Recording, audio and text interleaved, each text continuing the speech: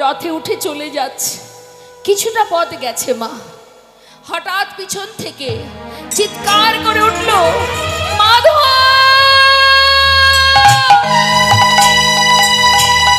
মাধব, মাধব, একটু দাঁড়াও, একটু দাঁড়াও মাধব, একটু দাঁড়াও। হরি বল, হরি বল। একবার দেখো চেয়ে পিছন দিকে, চেয়ে দেখো আমি কে, ভালো করে চেয়ে দেখো, চিনতে পারছো আমায়? আমি সেই মা, এক নয় দুই নয় শতপুত্র হারা জননী আমি। আজ অভাগিনী কাঙালিনীর ন্যায় পথে পথে ঘুরছি। খুশি হয়েছো তুমি? আমাকে সন্তান হারা করে আনন্দ পেয়েছো তুমি? আজ আমি পুত্র হারা, সন্তান হারা মা। আজ আমি তোমায় অভিশাপ করব, আজ আমি অভিশাপ দিচ্ছি তোমায়। শোনো মাধব, তুমি যদি না চাইতে এই যুদ্ধ কোনোদিন হতো না। তুমি যদি না চাইতে আজ আমি অভাগিনী হতাম না। তোমার জন্য তুমি চেয়েছো, তাই হয়েছে। তাই আমি তোমায় অভিশাপ দিচ্ছি মাধব। আমার কুরু বংশ যেমন ধ্বংস হয়ে গেছে, তোমার যদু বংশ ধ্বংস হয়ে যাবে। একটা দ্বীপও বেঁচে থাকবে না। তোমারও মৃত্যু হবে এক ব্যাধের হাতে। তীর বৃত্ত হয়ে তুমি ভূমিতে পতিত হবে। হরি বল। সন্তান হারা জননীর অভিশাপ কখনো ব্যর্থ হবে না। সবাই ছুটে এসে জড়িয়ে ধরে বলছে, মা তুমি মাধবকে অভিশাপ দিও না। হরি বল, হরি বল। মা তুমি শান্ত হও, অভিশাপ ফিরিয়ে দাও। ভগবান রথ থেকে নেমে এসে বলে উঠলেন, তোমরা শান্ত হও, মাকে বাধা দিও না, তাকে বলতে দাও। সে তো ভুল কিছু বলেনি, সে তো অন্যায় কিছু বলেনি। শতপুত্র হারা জননী মা, তাকে বলতে দাও। কুরুক্ষেত্রে যুদ্ধের জয়ের আনন্দ যেমন আমি পেয়েছি, তেমন পরাজয়ের যন্ত্রণাও আমি পেয়েছি। সকল মায়ের আশীর্বাদ যেমন পেয়েছি, হরি বল, হরি বল, তেমন সকল মায়ের অভিশাপ আমি সবই মাথায় নিতে চাই। তাই হবে, তোমার বাক্যই সত্য হবে। যদু বংশ ধ্বংস হবে, আমারও মৃত্যু হবে। তোমার কথাই আমার শিরোধার্য, কথা দিলাম। হরি বল, হরি বল। সেই অভিশাপ মা, দেখতে দেখতে যদু বংশের সন্তান সব বড় হলো। 56 কোটি যদু বংশের সন্তানেরা যখন বড় হলো, যৌবন বয়স, এই যৌবন বয়স যখন তাদের হলো, তারা এতটাই দুরন্ত, এতটাই উদ্ধত্ত, কারোর কথা শোনে না, গুরুজনকে সম্মান করে না, মান দেয় না, সুরাপান করে, মদ্যপান করে, কুকর্ম করে। এতটাই দুরন্ত, এতটাই উদ্ধত্ত ছিল ওই যদু বংশের সন্তানেরা। তাদের মধ্যে একটি সন্তান যার নাম শাম্ভ, তারা দেখতে অনেকটা মেয়েদের মতো। তাই আর বাকি সবাই তাকে নারী সাজিয়ে পেটের উপরে কড়া বেঁধে জঙ্গলে নিয়ে গেছে। মুনি ঋষিদের কাছে গিয়ে বলছে, ও ঋষিবর, তোমরা যুগ যুগ ধরে সাধনা করছো, বলতে পারো এই নারীর গর্ভে কে জন্ম নেবে? সকলে বলে উঠলেন, এর গর্ভে যে জন্ম নেবে তার হাত দিয়ে তোদের সবার ধ্বংস হয়ে যেত। 56 কোটি যদু বংশ ধ্বংস হবে, নাশ হয়ে যাবে সব। বলতে বলতে ওই যে পেটের উপরে কড়াটা বেঁধেছে মা, ওই কড়াটা একটা ফাল হয়ে, একটা লোহার ফাল হয়ে প্রসবিত হল। সেই ফালটা নিয়ে গোবিন্দের কাছে যাওয়া মাত্রই ভগবান সেই ফালটা দেখে তার পূরবের কথা সব মনে পড়ে গেল। সেই ফালটা নিয়ে ভগবান বলে উঠলেন, বালক তোমরা কাজ করো, প্রভাস নদীর তীরে যে পাথর আছে ওই পাথরে এই ফালটাকে ঘষে ঘষে এটাকে শেষ করে দাও। সবাই মিলে পাথরে ঘষতে ঘষতে যত ঘষছে মা তত ফেনা হচ্ছে, আর ফেনাগুলো ওই নদীর ধার বরাবর যাচ্ছে, আর যেখান থেকেই যাচ্ছে নল খাগড়ার গাছ তৈরি হচ্ছে। অবশেষে যখন আর এতটুকু বাকি আছে সেটাকে জলের মধ্যে ছুঁড়ে ফেলে দিয়েছে। আর যেই না জলে ফেলে দিয়েছে সেই ফালটা গিলে খেয়েছে এক মাছ, নাম রাঘব বোয়াল। মাছে গিলে খেয়েছে। ধীবরেরা মাছ ধরতে গিয়ে জালের মধ্যে সেই মাছটাকে তুলে তীরে উঠে সেটাকে নিয়ে যেই না কর্তন করেছে, আবার পেটের ভিতর দিয়ে ফালটা বাইরে বেরিয়ে এসেছে। এবার ধীবর তারা কি করবে ফাল দিয়ে? ওই ফালটাকে নিয়ে দূরে জঙ্গলে ছুঁড়ে ফেলে দিয়েছে। আর যেই ফেলে দিয়েছে সেখান থেকে কুড়িয়ে পেয়েছে আর একজন, যিনি হলেন জরা নামের ব্যাগ। এই জরা হচ্ছেন বালিপুত্র অঙ্গদ। বালিকে হত্যা করেছিলেন প্রভু রামচন্দ্র মা সীতাকে উদ্ধার করার জন্য পিছন থেকে তীর মেরে। ক্ষত্রিয় যারা ক্ষত্রিয় বংশের হয় তাদের কখনো বিনা যুদ্ধে কাউকে প্রাণে মারা অধিকার নেই। যুদ্ধ করে মারতে পারো, সামনে থেকে মারতে হবে, পিছন থেকে নয়। তাই পিছন থেকে মেরেছিল, কিন্তু ওই বালিপুত্র অঙ্গদ সে কিন্তু জানতো না আমার পিতাকে কে মেরেছে। কিন্তু প্রভুকে অনেকভাবেই মা সীতার উদ্ধারের জন্য বিভিন্নভাবে তাকে সহযোগিতা করেছিলেন ওই অঙ্গদ। খুশি হয়ে প্রভু রামচন্দ্র বলেছিলেন, অঙ্গদ যেভাবে তুমি সেবা দিয়েছ আমায়, আমি খুব খুশি, তাই আমি খুশি হয়ে তোমায় বর দিতে চাই, তুমি বর চেয়ে নাও। অঙ্গদ বলেছিলেন, প্রভু যদি বর দেবে এই বর দাও যে আমার পিতাকে প্রাণে মেরেছে পিছন থেকে তীর মেরে, আমিও যেন সেই ব্যক্তিকে তীর মেরে হত্যা করতে পারি। তাই গৌর হরিও। ভগবান বললেন, তথাস্তু, তোমার মনোবাঞ্ছা পূর্ণ হবে। আর এই যে 56 কোটি যদুবংশ ধ্বংস হবে কি করে? না, তারা সবাই প্রভাস নদীর তীরে যজ্ঞে যাবে। ওই দানব্রত যজ্ঞে যাবার পর ওই প্রভাস নদীর তীরে তাদের মধ্যে কথা কাটাকাটি হতে হতে মারামারি হবে, মারামারি হতে হতে লাঠালাঠি হবে। লাঠি পাবে কোথায়? নল খাগড়ার গাছ, সেটা তুলবে আর মারবে, আর যে যাকে মারবে সেই সেখানে প্রাণ হারাবে। এইভাবে 56 কোটি যদুবংশ ধ্বংস হয়ে যাবে। আর ভগবান যজ্ঞ সমাপ্ত করার পর তিনি বৃক্ষে উঠে নিম্ন বৃক্ষের ডালে বসে থাকবেন, তার চরণটা তিনি দোলাবেন। আর ওই যে জরা নামের ব্যাধ যে ফালটা কুড়িয়ে পেয়েছে মা, ওই ব্যাধ তীরের আগায় ফালটা বিঁধে রাখবে। মাছরাঙা পাখি ভেবে যেই তীর মারবে আর ভগবান ভূমিতে পতিত হবে। সেটা কি না, একটু চলে যাব আমরা সবাই মহাভারতে। মহাভারতে কুরুক্ষেত্রে যুদ্ধের পর ওই হস্তিনাপুরে রাজা হয়েছিল কে? ধর্মরাজ যুধিষ্ঠির। রাজা হবার পর সোনার সিংহাসনে বসে আছে, আর গোবিন্দ রথে উঠে বসেছেন। বসে বলছে, পিসিমা। কাকে ডাকছে মা? পঞ্চ পাণ্ডবের মা মাতা কুন্তিকে। পিসিমা, জীবনে এত কষ্ট পেয়েছো, সারা জীবন কষ্ট করেছো, আজ তোমার ছেলে হস্তিনাপুরের রাজা, তুমি রাজমাতা, তোমার জীবনে আর কোনো দুঃখ কষ্ট নেই। পিসিমা, এবার আমাকে বিদায় দাও, আমি চলে যাই।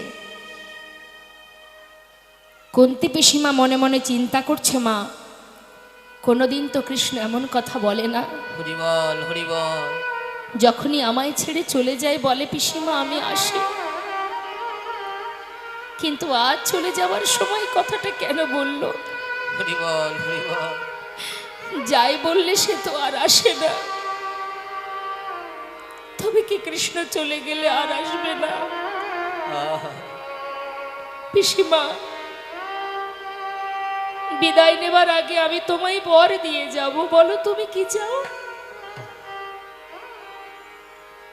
কুন্তি পিসিমা বলছে কৃষ্ণ, আমি বুঝতে পেরেছি এতদিন আমার দুঃখ ছিল, কষ্ট ছিল, তাই তুমি আমার সঙ্গে ছিলে, হরি বল হরি বল কিন্তু আজ আমার ছেলে হস্তিনাপুরের রাজা, আমি রাজমাতা, আমার তো আর কোনো কিছুর অভাব নেই, সমস্ত দুঃখের অবসান ঘটে গেছে আমার, তাই তুমি আমাদের ছেড়ে চলে যাচ্ছ। কৃষ্ণ, তুমি যদি চলে যেতে চাও, তোমাকে ধরে রাখার ক্ষমতা আমার নেই, আহা, তবে তুমি বর দেবে আমায়? আজ আমি যা চাইবো তাই দেবে তো? বলো পিসিমা, কি নেবে তুমি? আমি তোমায় দেব। পিসিমা, কি চাই তোমার? ভগবান বর দিতে চাইলেন মা, আর পিসিমা চাইলেন বর। কৃষ্ণ, এতদিন দুঃখ ছিল, কষ্ট ছিল, সারা জীবন 5 পুত্রকে নিয়ে বনে বনে কাটিয়েছি, আর তুমি ছিলে আমার 5 পুত্রের সঙ্গে বন্ধুর মতো। হরি বল হরি বল সমস্ত দুঃখ পার করে সুখের নাগাল পেলাম, যেই না সুখের নাগাল পেলাম সেই চিরতরে তোমাতে হারাতে হলো। তাই যাবার আগে যদি তুমি বর দিয়ে যাও, এই বরে দিয়ে যাও, এই পৃথিবীতে আর যে কটা দিন বেঁচে থাকবো, এই জগতে যত আছে দুঃখ, কষ্ট, যন্ত্রণা, বেদনা, সবটুকু তুমি আমায় দিয়ে যাও, এতটুকু সুখ যেন না থাকে। যে সুখ পেলে, যে আনন্দ পেলে তোমায় ভুলে যায়, সে সুখ আমি চাই না। হরি বল হরি বল যে সুখে তোমায় হারাতে হয়, সে সুখ তুমি আমায় দিও না। পাশে ভীম বলছে, মা, সারা জীবন কষ্ট করেও তোমার স্বাদ মেটেনি, সবেমাত্র দাদা রাজা হলো, একটু সুখ পেতে না পেতেই তুমি আবার দুঃখ চাইছো মা, তোমার স্বাদ মেটেনি, কষ্ট পেয়ে স্বাদ মেটেনি তোমার। ভীম, কষ্ট ছিল বলেই তো কৃষ্ণ আমাদের সহায় ছিল। আজ যেই না সুখের নাগাল পেলাম, সেই কৃষ্ণ চলে যাচ্ছে। বলতো বাবা,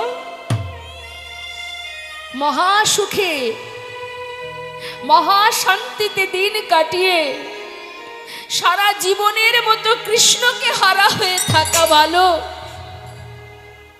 নাকি হাজার কষ্ট, হাজার দুঃখ থাকলেও যদি কৃষ্ণ সহায় থাকে তারই ভালো?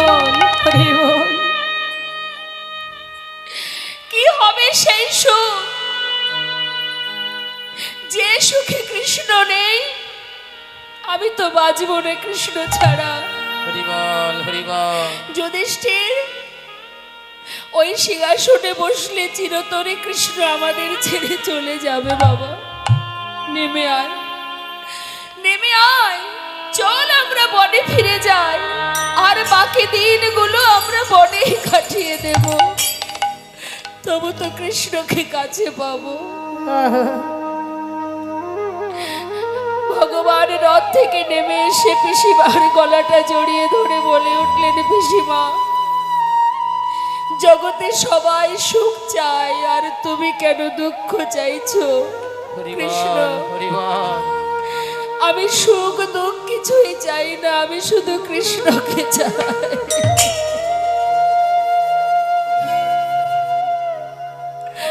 আমি বাধা পড়ে গেলাম পিসিমা, বাধা পড়ে গেলাম। কথা দিলাম, যখনই আমাকে স্মরণ করবে আমি তোমার সামনে এসে দেখা দেব।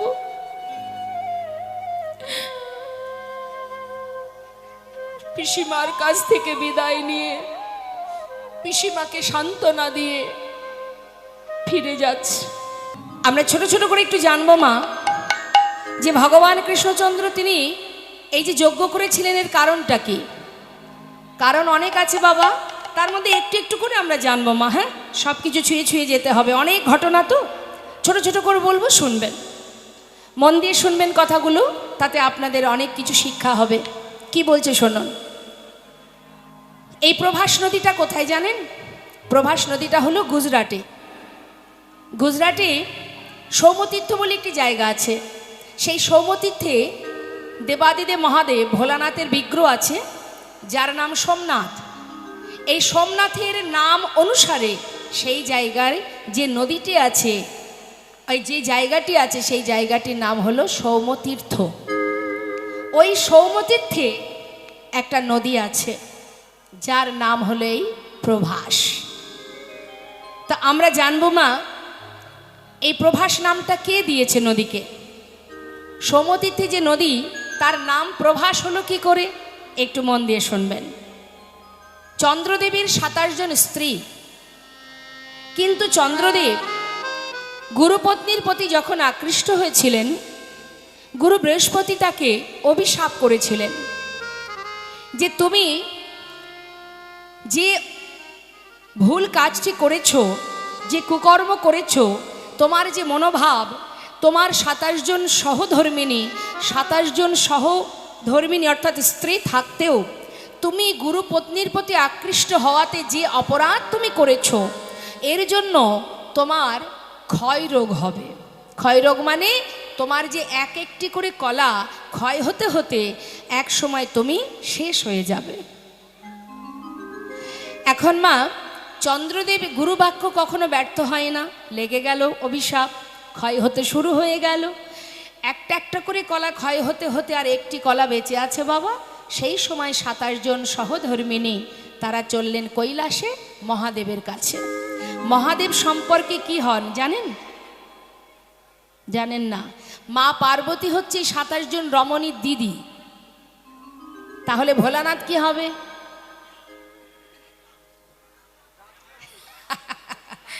হরি বল। সম্পর্কে জামাই বাবু, তাই না? এখন 27 জন শালিকা কৈলাসে উপস্থিত, মহাদেব ধ্যানে মগ্ন। জামাই বাবু, ও জামাই বাবু, ও জামাই বাবু, সবাই মিলে যখন ডাকছে, মহাদেব ভাবছে বাবা আমার এত শালি আছে জানতাম না। সবাই জামাই বাবু বলে ডাকছে। কি ব্যাপার? বিপদে পড়েছি। সে তো জানি কি বিপদ। যখন সব কথা খুলে বললেন, মহাদেব বললেন এক কাজ করো, যে একটি কলা বেঁচে আছে সেটা আমার মাথায় এই জটার মধ্যে গঙ্গা আছে সেখানে রেখে দাও, আর তোমরা সবাই মিলে চলে যাও গুরুদেবের কাছে, গিয়ে তোমার পতির প্রাণ ফিরে পাওয়ার জন্য তার চরণ ধরে তার চরণে কাঁদতে থাকো। সব কিছু শিখিয়ে দিলেন মহাদেব। এবার সেই একটি কলা জটার মধ্যে রেখে দিয়ে চললেন এবার গুরুদেবের কাছে। যখন গুরুদেবের চরণ ধরে কাঁদছে 27 জন রমণী, গুরুদেব স্বামী যদি চলে যায়, পতিকে ছাড়া আমরা সবাই থাকবো কোথায়? আমাদের মান সম্মান, আমাদের নারীত্ব, আমাদের সতীত্ব, আমাদের মর্যাদা কে রক্ষা করবে? গুরুদেব বললেন কথাটা মন্দ নয়, তোমরা তো কোনো অপরাধ করনি, ঠিক আছে, এখন যদি একটি কলাও বেঁচে থাকে তাহলে কোনো না কোনো উপায় আমি তোমাদের দিতে পারতাম, আর তো কিছু করার নেই। তখন 27 জন রমণী বললেন গুরুদেব আপনি তো আগে বলুন কি উপায় আছে, যদি কোনো একটি কলাও যদি বেঁচে থাকে আমরা তো পতিকে ফিরে পাবো। বললেন যদি একটি কলা বেঁচে থাকে তোমরা তাড়াতাড়ি করে ওই প্রভাস তীরে ওই সৌমতীর্থে যে নদী আছে ওই নদীতে স্নান করাও, তাহলে আবার পুনরায় তোমাদের প্রতি পুণ্যজ্যোতি ফিরে পাবে। সঙ্গে সঙ্গে মহাদেবের মস্তক থেকে, দেখেছেন তো মহাদেবের মাথায় একটা কলা আছে, চাঁদের কলা, হ্যাঁ, সেটাকে নিয়ে যখন স্নান করালো আবার পুনরায় পুণ্যজ্যোতি ফিরে পেল। ফিরে পাওয়ার পর সেই চন্দ্রদেব আশীর্বাদ স্বরূপ নাম দিয়েছিলেন প্রভাস।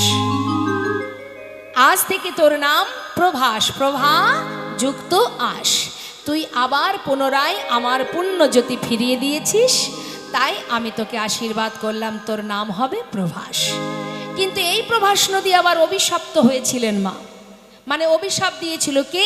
একজন মণি, সে হচ্ছে সুতাপামণি। কি অভিশাপ দিয়েছিল? তার পুত্র চিত্রাঙ্গদা গিয়েছিল তৃষ্ণা নিবারণে। এখন প্রভাস নদীতে যে কুমির থাকে বাবা, সে কুমির ওই সন্তানকে টেনে জলের ভিতরে নিয়ে তাকে খেয়ে ফেলে। এবার এই খবর যেই পেয়েছে সুতাপামণি এসে অভিশাপ দিয়েছিলেন, ওরে প্রভাস, তুই আমার সন্তানকে প্রাণে মেরেছিস, আমি তোর অভিশাপ দিচ্ছি, তোর বক্ষের জল শুকিয়ে যাবে, তুই তোর বক্ষের উপর দিয়ে পশু পাখি কীট পতঙ্গ তারা মলমূত্র ত্যাগ করবে, সবাই তোকে ঘৃণা করবে, প্রখর রৌদ্রে তা তোর বক্ষ জ্বলে যাবে। যখন অভিশাপ করছে, প্রভাস নিজ মূর্তি ধারণ করে বলেছিলেন, আমাকে অভিশাপ দেবেন না, আমি তো কোনো অপরাধ করিনি, অপরাধ করেছে আমার বক্ষে যে থাকে সেই কুমির, আপনি আমাকে অভিশাপ দেবেন না। তখন সেই সুতাপামণি বলে উঠলেন, তবে শোন, অভিশাপ যখন দিয়েছি সে তো আর ফেরানো সম্ভব নয়, তাই আমি আশীর্বাদ দিয়ে গেলাম, যেদিন তোর বক্ষের জল নিয়ে ভগবান কৃষ্ণচন্দ্র রাধারানীর চরণ ধৌত করবে, সেই দিন থেকে তুই উদ্ধার হয়ে যাবে। নিতাই গৌর হরি বল। তাই প্রভাস নদীর অভিশাপ থেকে মুক্তি দেবার জন্য ভগবান দ্বারকায় যজ্ঞ করেনি, ওই প্রভাস নদীর তীরে যজ্ঞ করেছিলেন। শুধু এটাই কারণ নয় মা, কারণ আরও আছে। এগুলো যদি না শোনেন তাহলে জীবের চেতনা চৈতন্য হবে কি করে? আমি ভক্ত বললেই হবে না, ভক্ত হওয়া অত সহজ নয়। 3 ঘন্টা বসে কৃষ্ণ কথা শোনার ধৈর্য আমাদের নেই, তাহলে ভক্ত হতে পারলাম কি করে মা আমরা? হ্যাঁ, শুধু ভক্ত হে ভগবান আমি তোমায় সেবা দিই, ভালোবাসি, তুমি এটা দাও ওটা দাও, এজন্য পৃথিবীতে আসা নয়। কেন এসেছি পৃথিবীতে, কি করা উচিত আমাদের, আর আমরা কি করছি, এর জন্যই লীলা কথা শুনতে হয়। দিবস রজনী আবলো তাবলো পাঁচাল পড়িতে পারো, তাহারও ভিতরে একবারও গোবিন্দ বলিতে নারো। দিন রাত শুধু আন কথা, অন্য কথা, গল্প, নানাবিধ আলোচনায় আমরা ব্যস্ত থাকি, কিন্তু তার ভিতরে একবারও গোবিন্দ হা কৃষ্ণ বলার মতো সময় আমাদের হচ্ছে না। যে দয়াল করুণাময় কলিতে এসেছেন, আমরা তো কলির জীব, আমরা কলির জীব, আর আমাদের উদ্ধারের জন্য ভগবান এসেছেন গৌর হয়ে ওই নবদ্বীপের মাঝে। কেন এসেছেন? মা বাবা যেমন সন্তানের ভালো চায়, ভগবানও যার সৃষ্টি আমরা, যার অংশ আমরা, আমাদের ভালো তো তিনিই চাইবেন, তিনিই চাইবেন, এই জগতের মানুষ চাইবে না। কারোর ভালো হলে কারোর সহ্য হবে না, ও শুধুমাত্র পড়শি বা আত্মীয় স্বজনের কথা বাদ দিন, বাড়িতেও আছে, কারোর ভালো হলো তো আরেকজনের সহ্য হলো না, এটা ঘরের মধ্যেও হয়। কারণ আমরা সবাইকে ভালোবাসি আমাদের স্বার্থ পূরণের জন্য, স্বার্থে যদি কম হয়ে যায় তাহলে আর আমরা সেই সম্পর্কে থাকি না, সে ঘরের লোক বলো বাইরের লোক বলো। তাহলে এই জগৎ মাঝারে শুধুমাত্র স্বার্থের জন্য ভালোবাসা, নিঃস্বার্থের ভালোবাসা একজনই বাসে, যিনি আপনাকে এই পৃথিবীতে পাঠিয়েছে, যিনি আপনাকে এখান থেকে নিয়ে যাওয়া পর্যন্ত দায়িত্বে আছে, যিনি এনেছেন, যিনি নিয়ে যাবেন, তারই সব দায়িত্ব মা। শুধু তুমি দেখার নয়ন নেই, তাই তুমি দেখতে পাচ্ছ না, দেখার চেষ্টা করো। যে নয়নে এই পৃথিবীতে সব কিছু দেখা যায়, সেই নয়নে পরমার্থিব জগতের কিছু দেখা যায় না। আধ্যাত্মিক চেতনা তার হবে না, যে কিনা ইহ জগতের মধ্যে পড়ে আছে। সেটা জানতে গেলে গুরুগৃহে যেতে হয়, গুরুকুলে যেতে হয়। গোবিন্দচরণ পাওয়ার পথ এই পৃথিবীতে একজনই দেখান, তিনি হলেন সদ্গুরু। কিন্তু বাড়ির মানুষ কখনো বলবে না, দুপা এগিয়ে গেলে বলবে ওই পথে যেও না, ওই পথে যেতে নেই। এই বাড়িতে, এই ঘরের মধ্যে রাম অবতারে যে মা কৈকেয়ী কৃষ্ণ রামচন্দ্রকে ভালোবাসতেন, নিজের সন্তানের মতো ভালোবাসতেন। হতে পারে কৌশল্যার সন্তান, কিন্তু নিজে তো নিজের সন্তান রূপে রামকে ভালোবাসতেন মাতা কৈকেয়ী। কিন্তু ওই যে মন্থরার কুমন্ত্রণাতে, ওই মন্থরার কুমন্ত্রণা যখন তার মাথায় ঢুকলো, একটু একটু করে সব কিছু শেষ হয়ে গেল। প্রভু রামচন্দ্র বনে চলে গেলেন, আর সন্তান শোকে পিতা দশরথ প্রাণ হারালেন। তাই মন্থরার মতো কুমন্ত্রণা দেওয়ার ব্যক্তি কলিযুগে ঘরে ঘরে আছে। শকুনি মামার মতো ব্যক্তি কলিযুগে ঘরে ঘরে আছে। এর ভিতর থেকেও আপনাকে নিজের পথ নিজেকে খুঁজে বের করে নিতে হবে। মাথায় রাখতে হবে, যে যাই আমাকে বলুক না কেন, আমার চেতনা আছে, চৈতন্য আছে, জ্ঞান আছে, বুদ্ধি আছে, ভালো মন্দ বিচার আছে, তবে অন্যের কথা আমি কেন শুনব? লোকের কথায় কিবা আসে যায়, মিছে দাগা তুমি পেও না। যা করার তুমি করো। কদিন রহিবে এই ভব মাঝে, আর অবিলম্বে করো যাহা করিবার। জানি না এখন আছি, একটু পরে থাকবো কিনা, বলতে পারবেন কেউ? আমি জানি না যে আমি এর পরে আছি কিনা। আমি জানি না কাল আমার জন্য কি লেখা আছে, কিন্তু সে জানে। কে? যিনি আমার মাথার উপরে আছে, যিনি আমাদের বিশ্বপিতা, তিনি জানেন আমার কাল কি হবে। আমি জানি না, তাই তো বাবা? তাহলে আমাদের কি করা উচিত মা? সর্বদাই তার স্মরণে থাকা উচিত।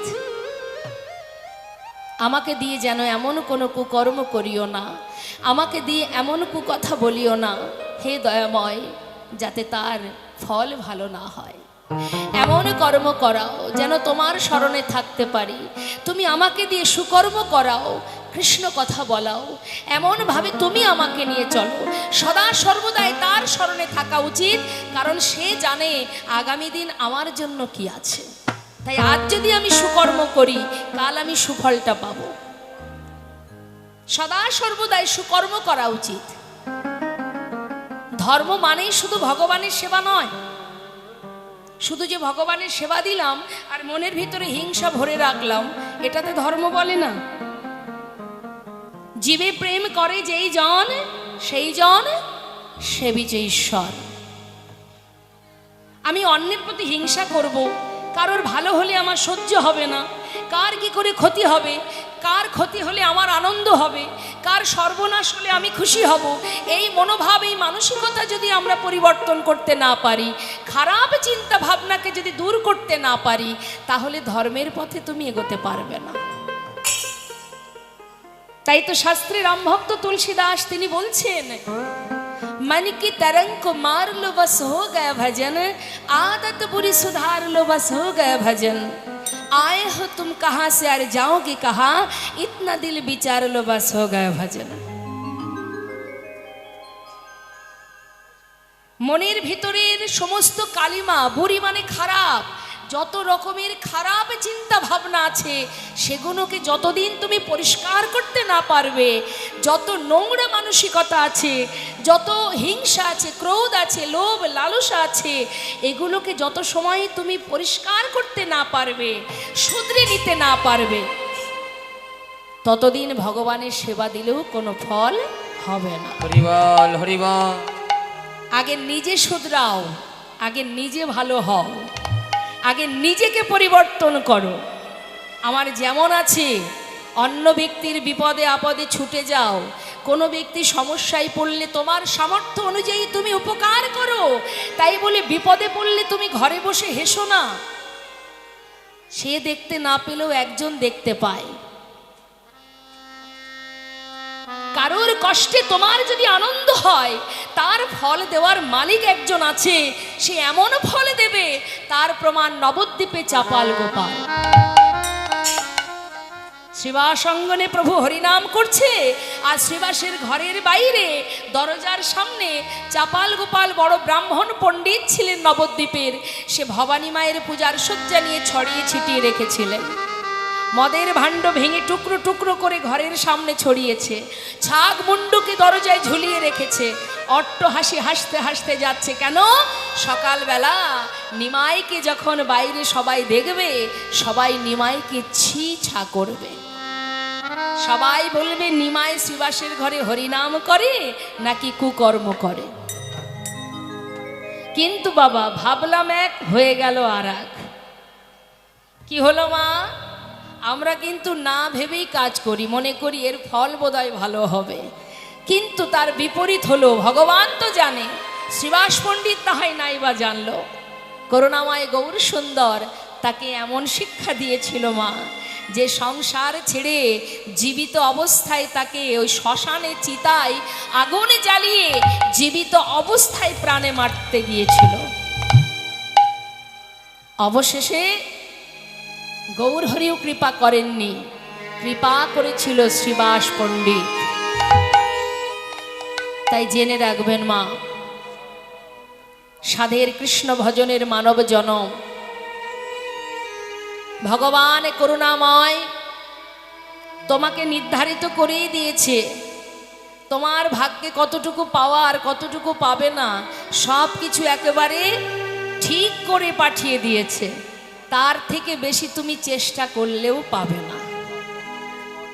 হ্যাঁ, পাবে না। যা পাওয়ার সেটা সে আগে থেকেই সব কিছু সিলেক্ট করেই রেখেছে, যে এইটুকুই পাবে, তার বেশি তুমি পাবে না। শাস্ত্রে বললেন, ভাবছো বসে চলবে কি সে তুমি ভাববার কে, যার ভাবনা সেইভাবে তুমি ভাবো তাকে। আমরা ভরসা করতে পারি না মা, আমরা ভগবানকে ভরসা করি না। ভরসা করি কাকে? বাড়ির মানুষকে। ছেলে মেয়ে দেখবে, স্বামী দেখবে, পরিবার দেখবে। মাথায় রাখবেন, ভগবান যদি চান এই জগতে কেউ আপনাকে দেখবে না। তার প্রমাণ মহাভারত। পঞ্চপাণ্ডব দ্রৌপদীর যখন বস্ত্রহরণ হয়, তখন 5 জন স্বামীও কিন্তু তার মান রক্ষা করতে আসেনি। রাজ সবাই ছিলেন, বড় বড় রথী ছিলেন। রথী মহারথী থাকতেও যারা নিজের জন, আপন জন, নিজের মাতা দ্রৌপদীর 5 জন স্বামী, দ্রোণাচার্য, ভীষ্ম, ধৃতরাষ্ট্র সবাই ছিলেন। বিদুর কেউ এসেছিল? মাতা দ্রৌপদীর মান রাখতে কেউ এসেছিল? সবার পায়ে ধরেছিলেন। এসেছিল মা? আপনি কার উপরে ভরসা করবেন? কার উপরে ভরসা করবেন? যখন দেখলো কেউ এলো না, অবশেষে 2টি হাত তুলে ভগবানের চরণ স্মরণ করলেন। স্মরণ করা মাত্রই শত শত বস্ত্র তার অঙ্গে ধারণ করালেন গোবিন্দ। তাই যদি ভরসা করতে হয় তাকে করো, যে সুখে দুঃখে ভালো মন্দে তোমার কষ্টেও আছে, তোমার সুখেও আছে, তোমার পাশে সর্বদাই আছে। তুমি তাকে ভরসা করো। এ কথাটা বলেছিলেন কবিগুরু রবীন্দ্রনাথ ঠাকুর। তিনি ভগবানের চরণ স্মরণ করে তিনি বলেছিলেন, আমার হিয়ার মাঝে লুকিয়েছিলে। কথাটা কি বলছে মা? তুমি আমার হৃদয়ে আছো, কিন্তু আমি তোমাকে দেখতে পাইনি। সর্বদাই বাহির পানে নয়ন রেখেছি, অপরকে ভরসা করেছি, অপরকে ভালোবেসেছি, কিন্তু ভালোবাসার ধন যে আমার হৃদয় মন্দিরে, আমি তাকে দেখতে পাইনি।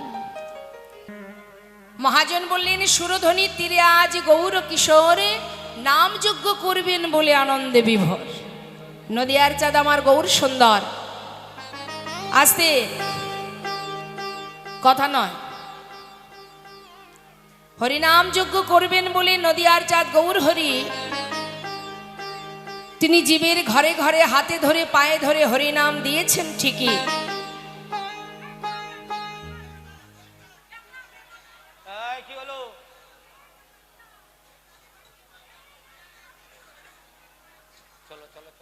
জয় রাধে।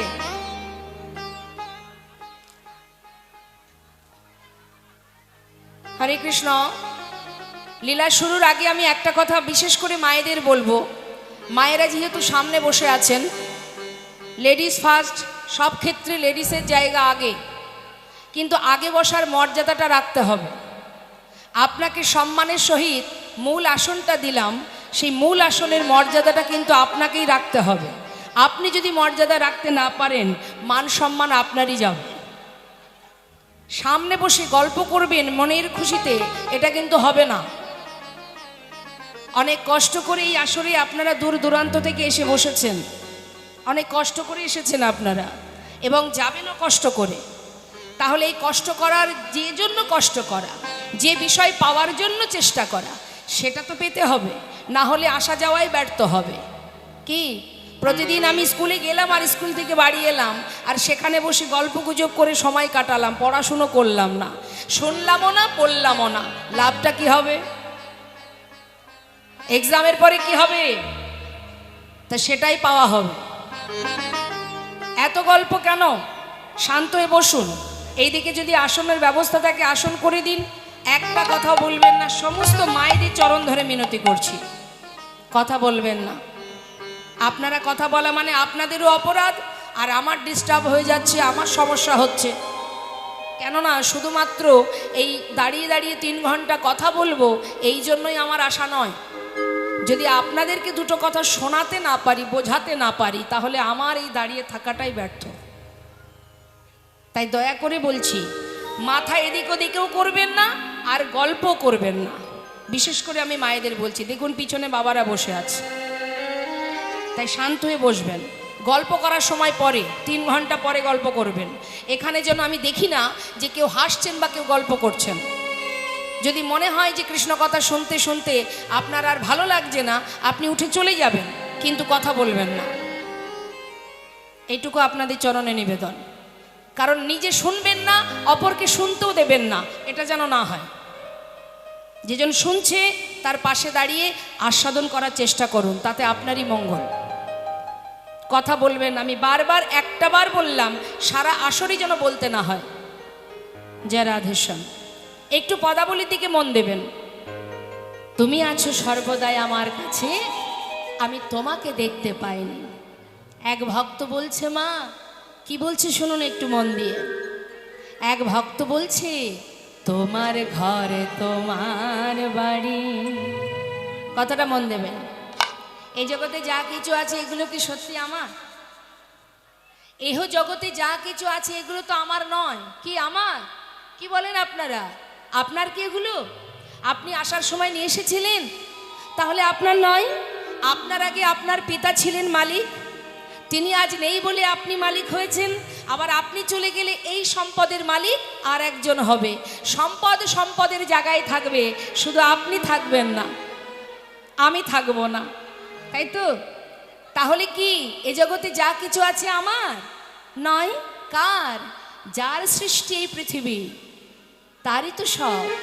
তাই ভক্ত বলছে, তোমার ঘরে তোমার বাড়ি, তোমারই খাই তোমার পরি, তোমার ঘর তোমার বাড়ি, তোমারই খাই তোমার পরে, তোমার দেশে ঘুরি ফিরি, তোমার দেশে ঘুরি ফিরি, তোমায় পাই না।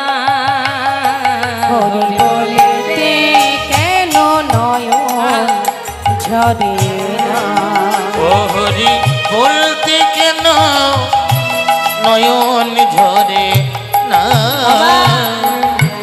তোমার টাকা তোমার করি শুধু আমার আমার করে মরি।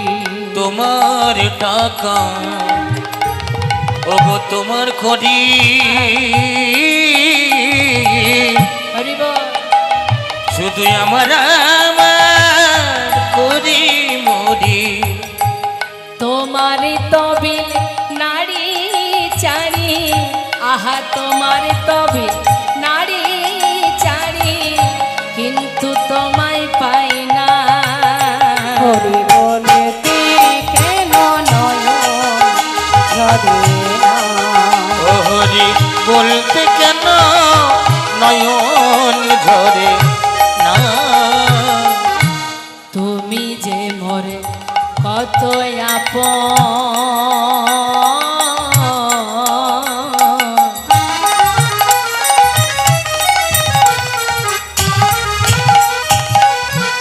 তুমি যে মোরে কত আপন,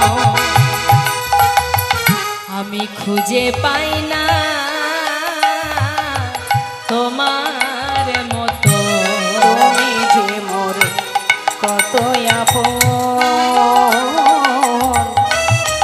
আমি খুঁজে পাই না তোমার মতো।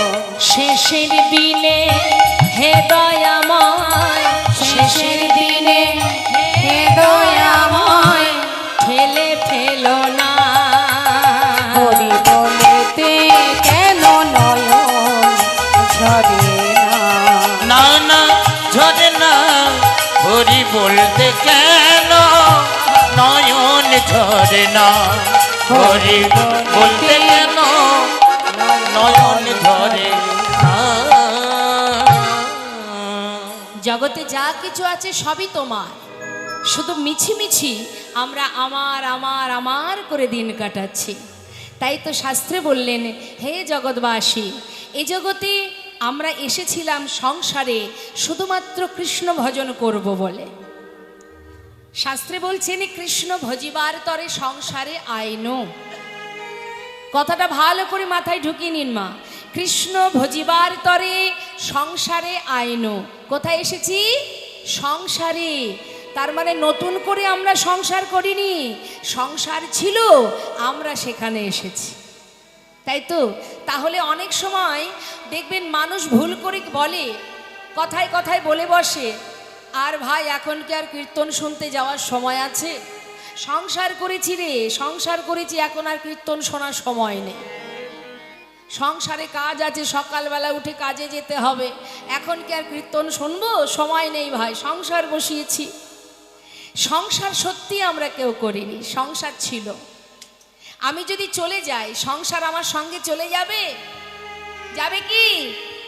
তাহলে সংসার যাবেও না, সংসার সংসারের জায়গায় থাকবে, আমি চলে যাব। হরি বল। শাস্ত্রী বললেন, তাহলে কি কর্ম করব না?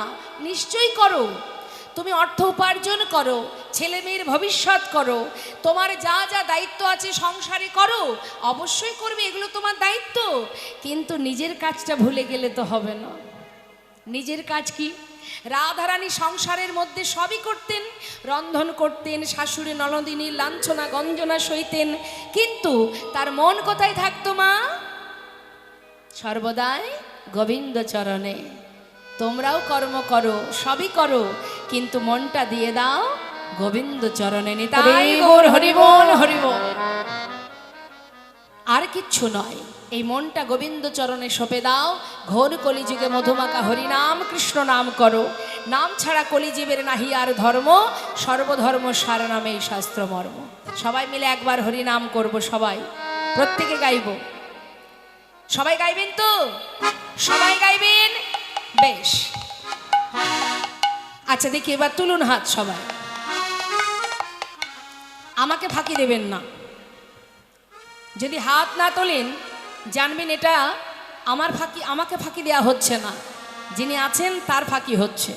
ভগবানের ফাঁকি দেবেন না, আমার ফাঁকি দিন, অসুবিধা নেই। তুলুন, তুলুন হাত তুলুন, সবাই যারা তুলুন। দাঁড়িয়ে আছেন তারাও হাত তুলুন।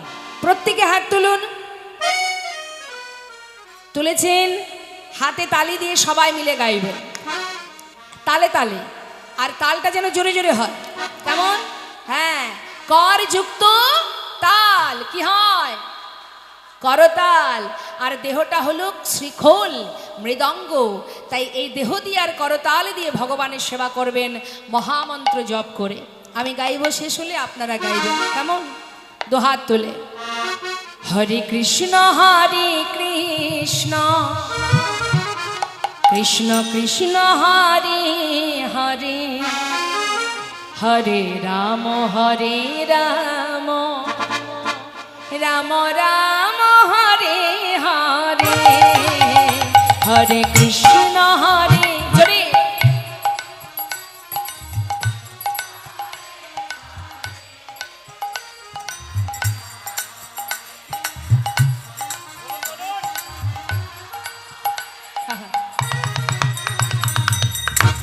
আমার মনে হয় আরো জোর হবে।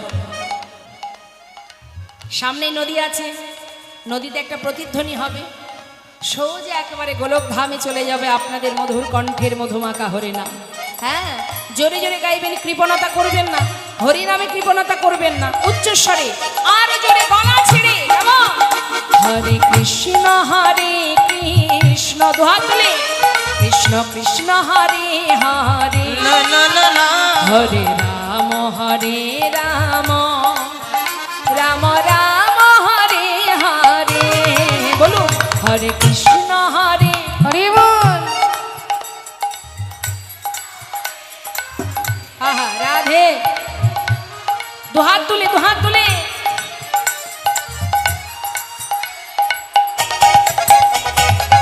হরে কৃষ্ণ কৃষ্ণ কৃষ্ণ হরে হরে, হরে রাম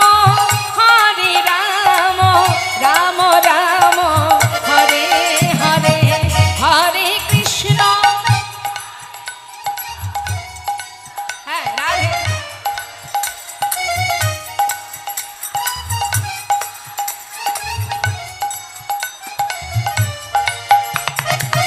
হরে কৃষ্ণ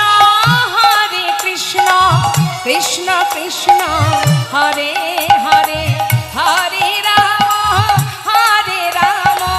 রাম রাম হরে হরে, হরে কৃষ্ণ।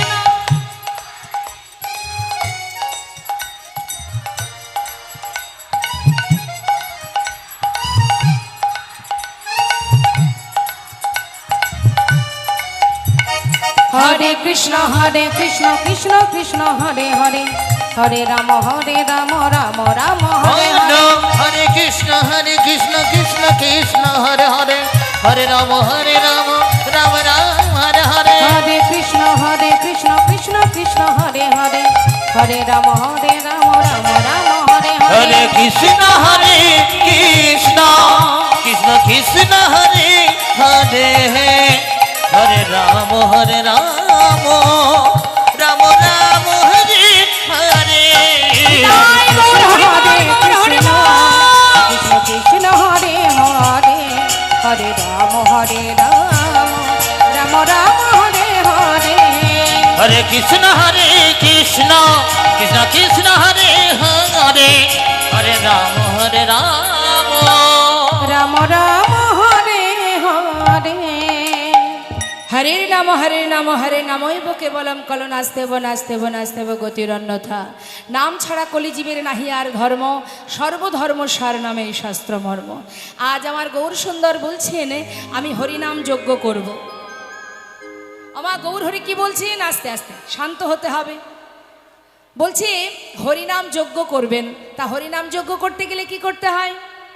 তার তো অনেক কিছু ব্যবস্থা নিতে হবে না? তো সেটা কার কাছে পরামর্শ নিচ্ছে? দাদা নিত্যানন্দ প্রভুর কাছ থেকে, মানে দাদার কাছ থেকে। আমরা বাড়িতে কোনো ধর্মীয় কাজ করলে কি করি? যারা গুরুজন আছে তাদের কাছে পরামর্শ নিই কি করতে হবে। তাই আজ আমার গৌরহরি তিনি কিন্তু দাদার কাছ থেকে পরামর্শ নিচ্ছে। দাদা নিত্যানন্দ শনে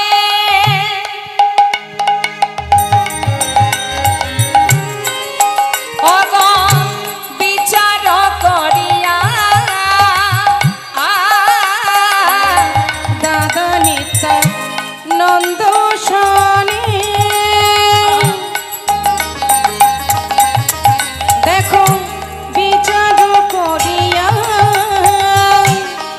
নিমন্ত্রণের লাগে প্রভু শ্রীবাসে পাঠাইলাম দেখো নিমন্ত্রণে হরি বল লাগি প্রভু শিবাসে পাঠাইলো। আস্তে আস্তে হরিনাম করার পরে এত চঞ্চল হয়ে গেল কেন? চিত্ত খুব চঞ্চল আমাদের। একটু পদের দিকে মন দিন। নিমন্ত্রণ করার জন্য গৌরহরি শ্রীবাস পণ্ডিতকে পাঠাচ্ছে হরিনাম যজ্ঞ করবেন সুরধ্বনির তীরে। তার নিমন্ত্রণের দায়িত্ব দিয়েছে শ্রীবাস পণ্ডিতকে। কে দায়িত্ব দিয়েছে? গৌরহরির দাদা। কে গৌরহরির দাদার নাম কি? নিতাই চাঁদ। বলছে শ্রীবাস যাও সমস্ত নদীবাসীকে নিমন্ত্রণ জানাও, আজ হরিনাম যজ্ঞ হবে, সবাই যেন আসে। নিমন্ত্রণের নিয়ম কি জানো? বলছে না প্রভু তুমি বলে দাও। শোনো, আচ্ছা আমার মায়েরা বলুন তো দেখি, বাড়িতে কোনো ধর্মীয় কাজ করতে গেলে কিভাবে নিমন্ত্রণ করেন আপনারা? আত্মীয় স্বজন পাড়াপড়শি কিভাবে নিমন্ত্রণ করেন?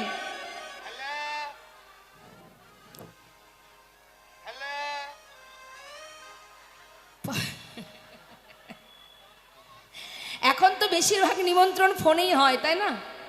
যেতে পারছি না কিছু মনে করিস না, তোরা সপরিবারে চলে আসবি, তাই তো? এটা ফোনে নিমন্ত্রণ। কিন্তু নিমন্ত্রণের নিয়মটাকে জেনে রাখুন মা। আজ নিতাই চাঁদ শ্রীবাস পণ্ডিতকে বলছে, শোনো শ্রীবাস, কিভাবে নিমন্ত্রণ করতে হয়। কি করবে? পত্রখানি দেবে হাতে, আগে নিমন্ত্রণ পত্র হাতে দেবে, দিয়ে চরণ ধুলি নেবে মাথে। পত্রখানি দেবে হাতে, চরণ ধুলি নেবে মাথে, নামে জপে সবাই যেন আসে। হরি নামে যোগে সবাই যেন আসে। হরি নামে যোগে সবাই যেন আসে গো, নামে যোগে সবাই যেন আসে। করো জোরে বলিবে, তুমি করো জোরে বলিবে, করো জোরে বলিবে, করো জোরে বলিবে, পায়ে ধরে বলিবে, আবার করো জোরে বলিবে, পায়ে ধরে বলিবে, করো জোরে বলিবে। এই নামে যোগে সবাই যেন আছে, আছে গো, নামে যোগে সবাই যেন আসে, যোগে সবাই যেন আসে। কি বলে না? পত্র হাতে দিয়ে নিমন্ত্রণ করবে, চরণধুলি মাথায় নিয়ে করজোড়ে গলবস্ত্রে সবাইকে নিমন্ত্রণ করবে। এমন দীনতা না হলে কখনো ধর্মীয় কাজ করা যায় না। সবার আগে দীনতা প্রকাশ করতে হয়। তুমি ভগবত সেবা দেবে বলো আর ভক্ত সেবা দেবে বলো, যেটাই করো না কেন, সবার আগে ভিতর থেকে হিংসাকে দূরীভূত করে গলবস্ত্রে নতমস্তকে সবাইকে নিমন্ত্রণ করতে হবে। আর দেরি করো না, সাধু গুরু বৈষ্ণব সবাইকে নিমন্ত্রণ করো।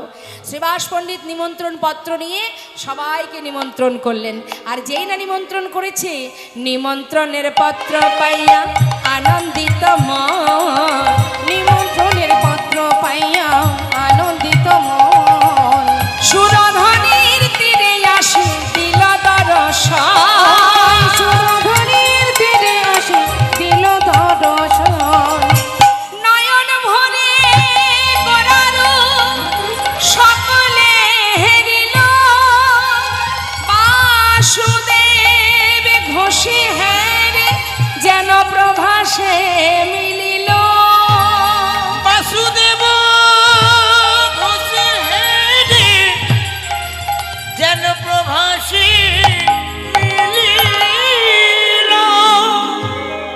এই যে পদাবলী আপনারা শুনলেন, যার লেখা এই বাসুদেব ঘোষ, তিনিই পদাবলী লিখেছেন। তাই প্রত্যেকটা পদের শেষে যে মহাজন পদাবলী লেখেন তার চরণে প্রণাম জানাতে হয়। আজ বাসুদেব ঘোষ বলছেন, দেখলে যেন মনে হচ্ছে সুরধ্বনির তীরে, যেন মনে হচ্ছে ভগবান প্রভাস যজ্ঞ করছেন। নিতাই গৌর হরি বল। আজ আমরা এত সময় গৌর কথা শুনছিলাম, চলে যাব এবার লীলা কথায়। আর লীলা কথায় যেতে হবে কোথায়? বৃন্দাবনে। যেহেতু ভগবান কৃষ্ণ যজ্ঞ করেছিলেন, তাই চলুন সবাই মিলে আমরা বৃন্দাবনে যাই, উলুধ্বনি হরিধ্বনি করে। জয় রাধে, জয় নিতাই, জয় গৌর হরি বল, হরি বল, নিতাই গৌর হরি বল। বাহ। হরিবল। মাঝে যে যখন সকল ভক্ত বসে আছেন, হাতও তুলছেন, উলুধ্বনি করছেন, আর সাইডে যে সকল মায়েরা আছেন তাদের সব মুখ বন্ধ। কি হয়েছে? উলুধ্বনিটা আরো জোরে হবে। উলুধ্বনি উ আর লু দুটো অক্ষর, এই উলুধ্বনি করলে রাধা গোবিন্দের যুগল ধ্বনি হয়ে যায়। নিতাই গৌর হরিবল হরিবল। চলুন সবাই মিলে আমরা বৃন্দাবনে যাব।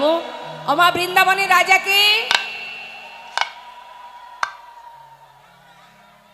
রাধা রানী, চলুন আমরা সবাই বৃন্দাবনে যাব উলুধ্বনি হরিধ্বনি করে। কেমন? জয় রাধেশ্বর। একটা ভজন শুনতে শুনতে চলে যাব। হরে কৃষ্ণ।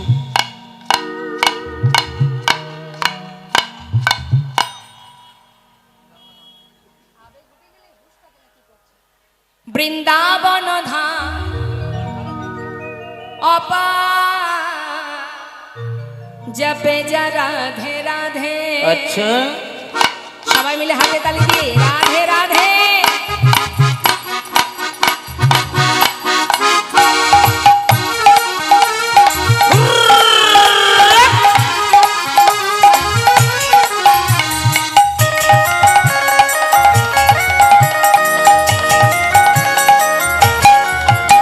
বৃন্দাবন ধাম, বৃন্দাবন ধাম অপার, জপে যা রাধে রাধে। হায় বৃন্দাবন ধাম, বৃন্দাবন ধাম অপা, জপে যা রাধে রাধে। জপে যা রাধে রাধে, ভজে যা রাধে রাধে।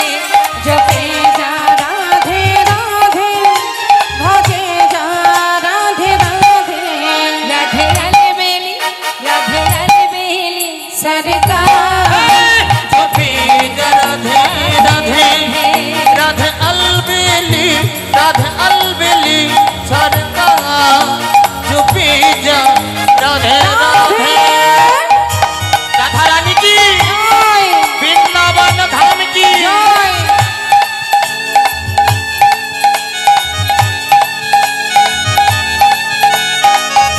রাধে।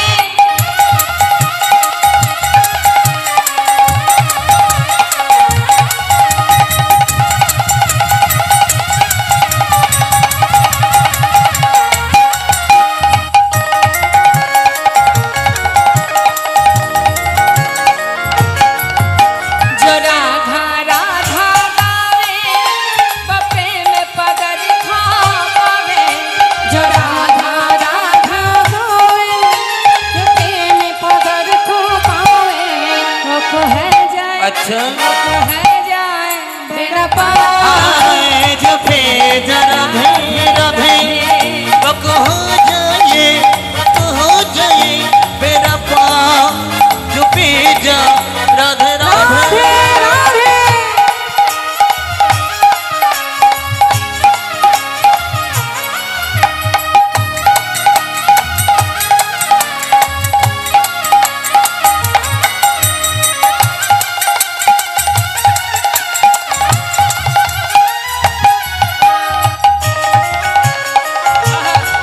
राधे। जो राधा नाम न हो तो रसराज बेचारो रोता। जो राधा नाम न हो तो रसराज बेचारो रोता। আমার গোবিন্দ এমনই দয়াল, যিনি যার 84 ক্রোশ বৃন্দাবন রাধারানীকে দিয়ে দিয়েছিলেন। তাই বৃন্দাবনের সরকার রাধারানী। আর রাধা যদি না থাকতো, রাধার নাম যদি বৃন্দাবনে না থাকতো, আমার গোবিন্দ সেখানে আসতেন না।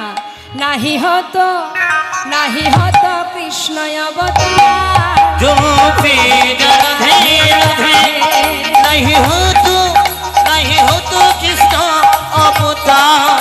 जपे जा राधे राधे। বৃন্দাবন ধাম অপার, জপে যা রাধে রাধে। आए भोजे जा राधे राधे, জপে যা রাধে রাধে। जपे जा राधे राधे। प्रेम से बोलिए राधा रानी